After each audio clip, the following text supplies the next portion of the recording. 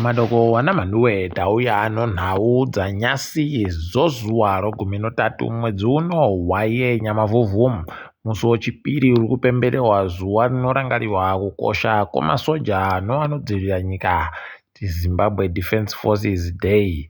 Toti makorokoto ipapa regai titande tiri kureketa nyaya yadokerera iri kunakidza vazhinji. Pakaburika Dr. Aaron Motsoaledi ari gurukota rokuSouth Africa rinoringana zveutano richireketa unyangara kwakaita zvinhu zvirikuitiwa zvokuti vanhu veZimbabwe vanondosiiwa vachiita kukaisiwa kuuya kuSouth Africa kuti vaone zvinovayamura ikweyo. Haidi akaita kuvapinda chaipo akareketa pachena kuti zviri kutonetsa kutoti utungamiri hwenyika huri kuita kutadza kutungamira nyika zviri kuita kuti vanhu vakone kuzoita izvo zvekundofungira undoita chimukutira akienda munyika yeSouth Africa. Regai tigoona kuti zvichaita sei nekutoti vazhinji vagochema nayo South Africa kutoti kubvira nguva yaAnna Mbeki ndo yaindopuruzira ichitosekerera hayo vanhu vozanu vachiita madiro aJoojina. Kuno apa regai tichione kuti chingwa chovana vavo zvachaita chishoma vachazoita sei nokutoti wazhinji kuZimbabwe wandozara muSouth Africa mo zviri bekana nzeri nokuti kunyika kwavo kwakaita kutaika chaiko kutadza kuita zvinhu. Zvakadarozvo hurumende yeSouth Africa yagoreketa kutoti tiribe masimba okuti musangano weSADC ubudisiwe kubisiwe munyika yeZimbabwe uisiwe kune imwe nyika nyangwe zvazvo zviri kuitika zvakanyangara. Regai tigoona kuti zvichaita sei nokutoti vamwe vangu vatoita kupuruzira munonokasiya mwakureketa kuno kuti zvidu zvaita musangano wakubuditsiwa munyika yeZimbabwe kuno zvaramba. Nelson Chamisa kutoreketa kutoti vanhu ngavareke hawo kugonyanya kuda kuimba matongerwo enyika nokutoti kwai ndio bawa norizere roZimbabwe kwai rizere roZimbabwe romugumo wenyika yeZimbabwe riripo kuna Yahwe ndiyo muridziyo nyika ndiye anosimba rokuti zvese nezvese zvipi nezvipi zviitike kana kusaitika. Regai tione kuti zvichaperera papi asi tiri kuramba tichizwa munushi chaiwo wokusanduka kuchaita zvinhu munyika makuno yano. Regai tirambe takazviringa tichindoimba kuti mukomana anobva azopinda ipapo. Nyasi kupemberera zuva romasoja nomauto nyika kwaitiwa kunhandare yorufaro ndipo unotoona kutoti nyika yedu inoita kunyadzisa. Watadza kuendo kuenda kunhandare yoNational Sports wakabva wandoti regai tiende kurufaro kunenge kuchiri kutambika zviri nani. Izvi zvinoita kuhwadza asi kwakundosiya tingaite sei ndozviripo zvacho. Wamunangarwa wagoreketa panguva roreketa mureketo wavo kumasoja wachitiwo tikufara chaizvo kuti manje tinenge takutokunyepai kuti kwano rimwe gwenya romagetsi rapo tati tariziva kuti riri papi. Aribe kureketa munangarwa uyu kuti riri papi chaipo asi tinoramba takaringa hedu kuti rinenge richienda nopapi nopapi tichizokunyepai. Izvezvi kureketa kuno paribe chisvinu chaiko. Regai tigoramba takazviringa kuti zvinoperera kupi izvozvo.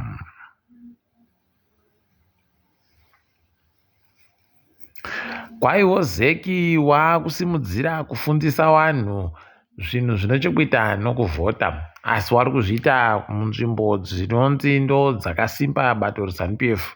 Kureketa kuno apa wendo huno wabva waita kunyarara chaiko kuti wari kuda kugotengesa gure rezvavari kuitazvo. Regai tirambe takazviringa kuti zvinenge zvichienda nokupi nekutoti pane nyaya apa. Wamunangarwa wari kuti iwo wari kuda kuisa gwenya romagetsi ozuwa rosora rinenge richibika mamiliyoni emawati zviuru zviri namazana mairi nomakumi mashanu 250 megawatts pachirungu. Regai tione kuti wachazviita sei kuti ndopapi tinenge tichikunyepai. Zvazoburika ipapa, zvaburika pachena kutoti kwai musoja uyawo kupfura mbiyache wabiyache vanhu vatatu kusanganisira musikana wache.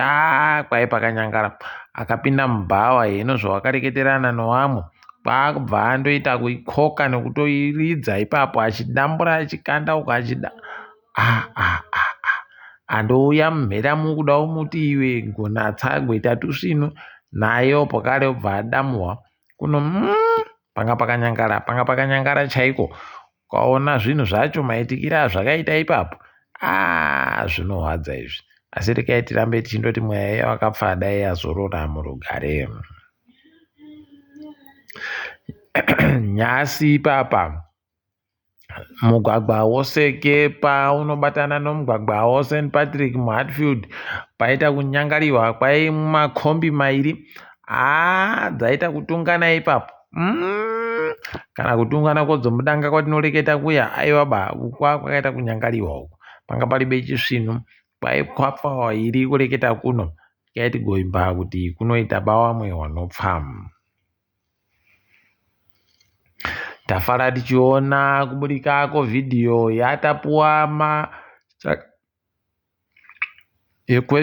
yatapiwa makarau achitambirwa iko kunzvimbo kwaari kuchikoro kuNMJC tukuti aiwa tusvinu dai zvaramba zvakadando ndokugona kawo ndokunoita kuti wabi yedu zviite zvakanaka. Toti makorokoto. Nyika yeZambia yaratidza pachena kuti iri kuda zvokujidzana noZimbabwe kuvakuru varipo izvezvi. Kureketa kunowo masoja wangu wafungidzira kuti wachakona kuti masoja wekuzambia auye. Kwani masoja wekuzambia aramba. Ndipo unotoona kuti pakanyangara chaiko, asi tinoramba zvedu takalinga kuti zvinezvi zvinenge zvichitikapo kare kuti vanenge vachizviita zvakaita sei, tinenge tichizokunyepaipo zvinenge zviri kuitikapo. Tolinga yedu dziri kuitika pasi rese. Kureketa kuno tandira muSouth Africa, meya weguta reJoburg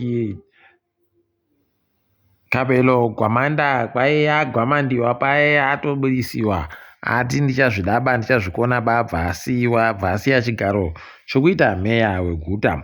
Tikuti makorokoto izvozvo rekai tirambe takazviringa peno zvichaita kuti magetsi abenhuke kuderera mutengo kuvanhu muSouth Africa muguta reJoburg. Wanhu wekuSouth Africa nyasi wanga wakaita kuzara chaiko,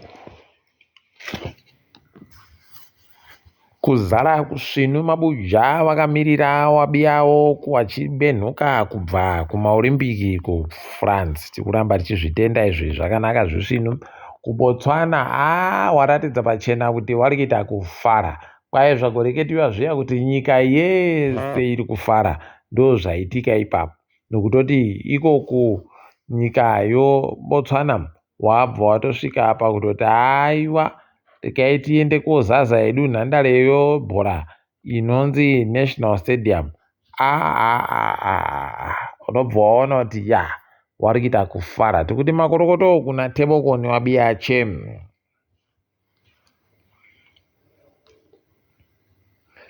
KuUganda kwai dare raboya munhu akambenge ari mutungamiri weLord Resistance Army Thomas Koyelo kwai abatiwa nomhosva yokuita mutsepwede yonguva yohondo. Tikuramba tichitenda izvozvo kubatiwa nomhosva zvizvi ndozvisvinu dai zvatoenderera mberi kuti zvireke kugoramba zvienderera. Toramba tichizvitenda zvakadaro, toramba tichizvitenda ngazviende mberi. Wabatiwe nomhosva wasungiwe. New Zealand kwaipapa iri kuita kuhwadziwapo kare wakomana zvinhu zviri kuitika zvakaita kunyangariwa. Kwai vanhu vari kutiza muNew Zealand momo vari kuti kuribe mabasa. Apa vanhu vekuZimbabwe vari kutofunga kutoti dai tatokona taenda ikweyo kuno mabasa. Varume pakanyangara chaiko, pakanyangaritsa. Apa kuAngora Wanhu wanomira kodzero dzewanhu vari kutokumbira hurumende kuti isiye itakanure nokuburitsa mujere mumwe anoita zveudandemutande TikTok wayagobata ikapfikira mujere. Pakanyangara kanhu, pakanyangara. Unobva waona kuti Afrika regai mwazoti Afrika inzvimbo ibodzi, inyika ibodzi wakomana. Pakanyangarisa chaiko. Kwai Britain yagoburika ichireketa iyo kutoti kuUnited Nations Security Council kwakufanira kutanda kuita nyika dzomuAfrica dzinogaramo dzisingazobuditsiwe dzino masimba akandofananawo naiwo ana Britain nana America okuita veto. Rekai tigoramba takazviringa ipapa kuti zvinenge zvichipera sei, toramba takakuringa tichikunyepa iye. Tindoriko kuBritain koko ipapa wagotoburika wachireketa kuti takuita inonzi e-visa. Kwai kana uchigara muBritain momwedzi inopfuura mutanhatu wotoziva kuti paita kunyangara chaiko. Munhu kutochimbidza chaiko kusimuka kuita bau oyebva waenda ndokuti zviite zvisvinu.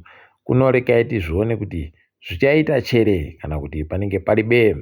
Takadaro mabuja, rekai tigumire pano kwaNyasi. Ndini wenyu Mhandiwewo nawo.